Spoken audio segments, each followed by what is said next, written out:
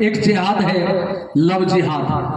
हिंदुओं की बहु बेटियों को किसी भी प्रकार से अपने चंगुल में फंसाना और लेकर के चले जाना, ये लव जिहाद। लेकिन मैं कहना चाहता हूं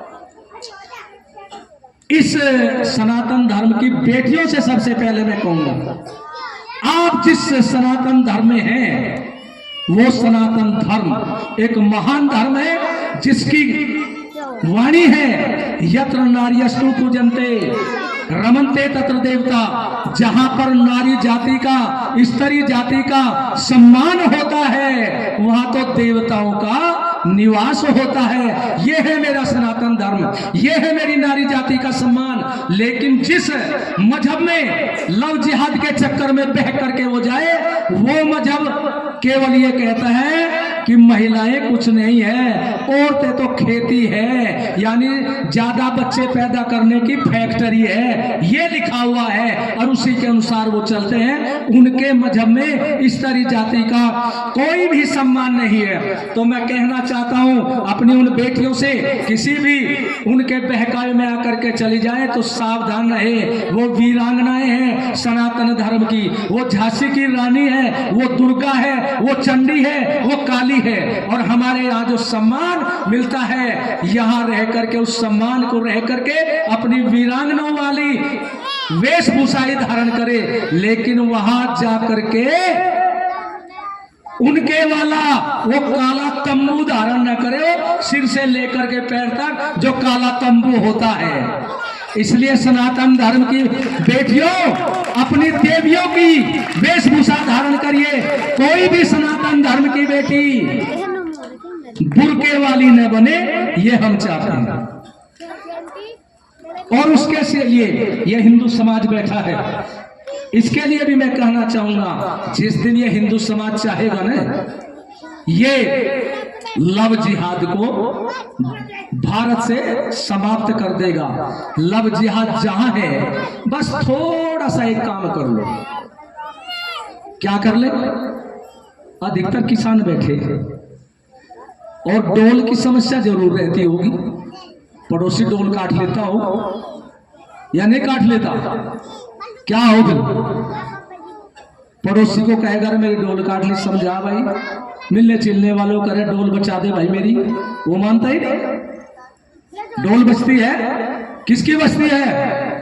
जो सुबह फावड़ा कंधे पर लेकर के चला जाता है और जितनी डोल बच रही है सारी ही डोल को काट करके, बल्कि पड़ोसी की भी एक गज जमीन अपनी में मिला लेता है।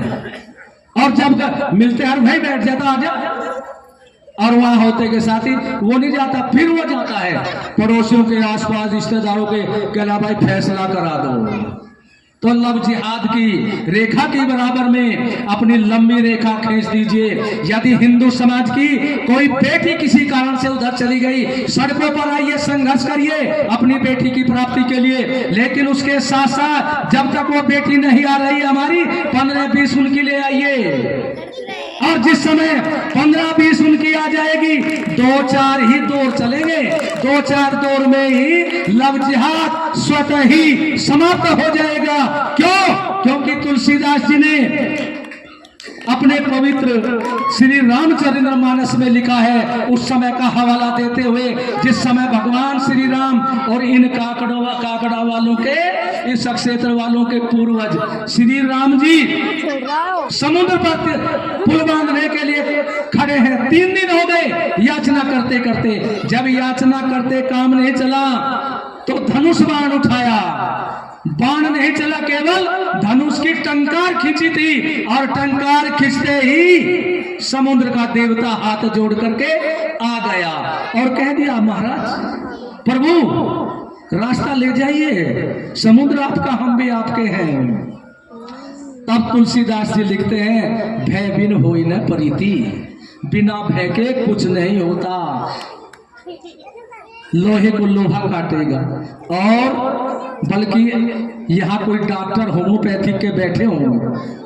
होम्योपैथिक का सिद्धांत है, जब कोई दवाई रिएक्शन कर दे तो उससे ज़्यादा कहीं डोज देनी पड़ती है, उसकी रिएक्शन तोड़ देती है। तो लव जिहाद का जो रिएक्शन है, इसे तोड़ने के लिए लंबी रेखा खींचनी पड़ेगी, और लंबी रेखा तो खींचनी ही है। ये बिना खींचे काम चलेगा नहीं। क्यों? कुछ तो इन हिंदुओं ने अपनी लड़कियां गर्भ में मरवा दी, लड़कियों की कमी वैसे हो गई, कुछ को वे भगा करके ले गए, लड़कियों की कमी हो गई। जब लड़कियों की कमी हो गई, हर गांव में इन रंडवों के बाढ़ आ गई, लैंडे के लैंडे घूम रहे रंडवों के। हमें भी कहे महाराज जी, हमारे वाले को भी उलझाइयो, मैं 11,000 के तार पकड़ा देना, अपने आप उलझ जाएगा। कोई कहेगा जी हमारे भी बच्चों के माथे चावल लगवा दियो। हाँ भाई लगेंगे, मैंने इंतजाम बता दिया। अब उन